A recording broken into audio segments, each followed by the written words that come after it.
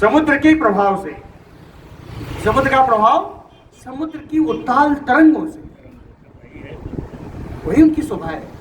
तो समुद्र की उताल तरंगों से उनका वहां उस समुद्र तट की बड़ी शोभा होती थी। हंस क्रौंच प्लवा कीर्णम, हंस क्रौंच और प्लव माने मेढक, हंस क्रौंच और मेढक भी जहां तहां फैले हुए थे किनारे पे। सारसैह संप्रसादितम, और सारस पक्षी के द्वारा तो उस तट की बहुत शोभा होती थी। वैदूर्ज प्रस्तरम स्निग्धम सांद्रम, सुंदर बड़ी रंगीन वैदूर्ज मणि पत्थर के रूप में वहां पर फैली हुई। समुद्र तो रत्नाकर ही है ना, तो कहते हैं वैदूर्ज मणि वहां पत्थर के रूप में किनारे बढ़िया सुंदर रंगों वाली सब फैली हुई थी। पांडुराणि विशालानि दिव्य माल्ययुतानि च तूर्य गीता विजुष्टानि विमानानि समन्ततः तपसाजित लोकानाम कामगानि अभिसंपतन गंधर्व अप्सरसः चैव ददर्श धनदानुजः। कहते हैं धनदानुजः ददर्श, कुबेर के छोटे भाई रावण ने वहां देखा। क्या देखा? कहे पांडुराणि विशालानि विमानानि समन्ततः, चारों ओर सफेद रंग के बड़े बड़े विमान देखा चारों ओर।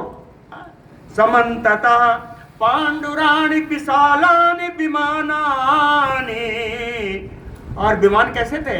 कहे दिव्य माल्ययुतानि च, अलौकिक मालाओं से सजी हुई, अलौकिक पुष्प की। एक पुष्प अलौकिक कहने का अर्थ है नंदन मन के फूल हैं जो कभी मुरझाते नहीं। अलौकिक पुष्प की मालाओं से ये विमान सजे हुए हैं। तूर्य गीता विजुष्टानि, तुरही की और गीत की सुमंद मंद ध्वनि उस विमान से निकल रही है। यानी वाद्यंत्रों की और गीतों की मंद मंद आवाज उस विमान से निकल रही है। बैठा कौन है? कहे तपसाजित लोकानाम, तपस्या के द्वारा जिन्होंने श्रेष्ठ लोकों को जीत लिया है, श्रेष्ठ लोकों में रहने वाले तपस्वी है। कामगानी, ये भी मनोरथ के अनुसार चलने वाला है, कामना के अनुसार चलने वाले इस विमान पर गंधर्व अप्सर सहचैव, इन विमानों पर इन तपस्वियों के अलावा गंधर्व और अप्सराएं भी विराजमान हैं। ऐसे सुंदर विमानों को, विमानों की लाइन को, विमान कतार को उसने रावण ने देखा। निर्यास रस मूला नाम चंदना नाम सहस्त्रसा बनानि पश्यन् सौम्यानि घ्राण तृप्ति कराणि च। निर्यास रस मूला नाम, कहते हैं ऐसे वृक्ष जिनकी जड़ों में गोंद निकली हुई, ऐसे वृक्ष जिनकी जड़ों में गोंद निकली हुई है। ये किसके वृक्ष है? हजारों हजार सहस्त्र सह चंदनानाम, हजारों चंदन के वृक्ष जिनकी जड़ों में गोंद निकली हुई है। बनानि पश्यन् सौम्यानि, ऐसे सुंदर वनों को देखते हुए केवल देख ही नहीं रहा है, घ्राण तृप्ति कराणि च, ये चंदन के वन अपनी सुगंध से उस रावण की नासिका को भी तृप्त करते हुए ऐसी वनों को देखते हुए आगे जा रहा है। और देखा आगे जा करके अगरुणाम च मुख्यानाम बनानि उपवनानि च, बहुत सुंदर सुंदर बढ़िया महक वाली अगर का वृक्ष देखा। बनानि उपवनानि, इन्हीं अगरों का वन था, और कहीं कम थे तो कहीं उपवन था। इन्हीं अगर के वृक्षों का वन और उपवन को देखते हुए जा रहा है। तक्कोलानाम च जात्यानाम फलिनाम सुगंधिनाम, उत्तम जात के तक्कोल वृक्षों का, इसका मैंने वो ढूंढा में मिला नहीं, तक्कोल किसको कहते हैं। तो तक्कोल वृक्षों का भी उत्तम जात के हैं, जिनमें फल भी लगे हुए हैं और उन फल से सुंदर सुगंध आ रही। फलिन्याम सुगंधिनाम पुष्पाणि चा तमालस्य गुलमानि मरीचस्य चा। अब तमाल के वृक्षों को देखा, अरे फूलों को देखा, और गुलमानि मरीचस्य चा, गोल मिर्च की झाड़ियों को देखा। मरीचस्य गुलमानि, गोल मिर्च की झाड़ियों को देखा। मुक्तानाम समूहानि सुस्यमाणानि तीरता, वहां के रहने वाले मणियों को बिन करके उनको किनारे सब बिछा देते हैं, दिखाते हैं सुखाने के लिए।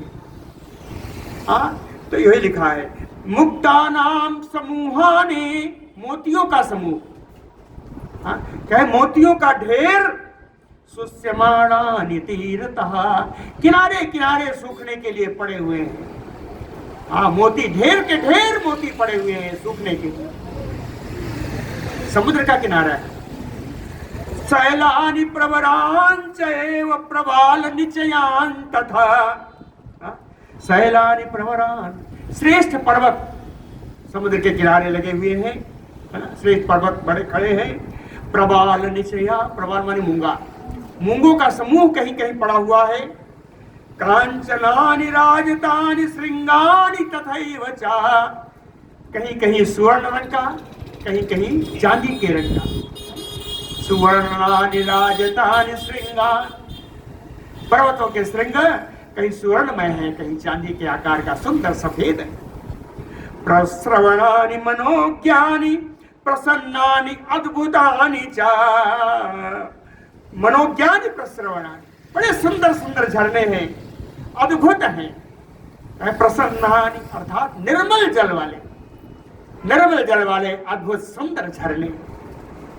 धन धान्य उपन्नानि स्त्री रत्नैः आवृतानि चा, कहते हैं वहां पर चारों ओर स्त्री रत्न भी वहां पर पूरे उपलब्ध थे, जो धन धान्य से संपन्न थे। धन धान्य से संपन्न स्त्री रत्नों को भी देखा। ये कहां देखा? ये नगरों में देखा, ये नगरों में देखा। रास्ते में जा रहा है ना, नगर भी पड़ रहे हैं, नगरों में देखा। आगे लिखा भी है, हस्ति अश्वरथ गाढ़ानि नगराणि विलोकयन, कहे हाथी घोड़े रथ आज से एकदम भरा पूरा, ऐसे नगरों को देखता हुआ वो आगे बढ़ रहा है। तम समम सर्वता स्निग्धम मृदु स्पर्श मारुतम अनूपे सिंधुराजस्य ददर्श त्रिदिवोपमम, तथा सिंधुराजस्य अनूपे, श्रेष्ठ समुद्र के कछार में यानी किनारे, त्रिदिवोपमम ददर्श, त्रिदिव माने स्वर्ग, स्वर्ग के समान एक आश्रम देखा। त्रिदिवोपम आश्रमम ददर्श, कहे तम समम सर्वतः, उस आश्रम की भूमि पूरी चारों ओर बिल्कुल समतल, वहां ऊंचा नीचा नहीं था। स्निग्धम, एकदम झाड़ू बुहारी, एकदम चिकना, और मारुतम मृदु संग स्पर्शम, जो वहां हवा बह रही थी वो सुंदर हवा, उसका हवा का स्पर्श बड़ा मुलायम। मृदु स्पर्श मारुतम तत्र अपश्यत सा मेघाभम निग्रोधम मुनिभितम, मुनियों के द्वारा, है ना, मुनियों के द्वारा वृतम घिरा हुआ, उन्होंने मेघाभम निग्रोधम तत्र अपश्यत, बादल के समान एकदम घना छाया वाला एक बट वृक्ष देखा। निग्रोध माने पीपल, अरे बट, बरगद, एक बट वृक्ष देखा। अनु समन्तात तस्य ताः शाखा शतयोजन समायता, हो गया क्या? अच्छा बंद कर देने पे। समन्त्यस्य ताः शाखा शतयोजनम समन्तात आयता, उस बट वृक्ष की शाखाएं चारों ओर 100 योजन तक फैली थी। शतयोजनम आयता ताः शाखा समन्तात, चारों ओर की शाखाएं 100 योजन तक फैली हुई थी। आगे वृक्ष के बारे में बताएंगे, बड़ी सुंदर कथा यहाँ पे है ना, तो कल बताएंगे। बोलो भक्तवत्सल भगवान की।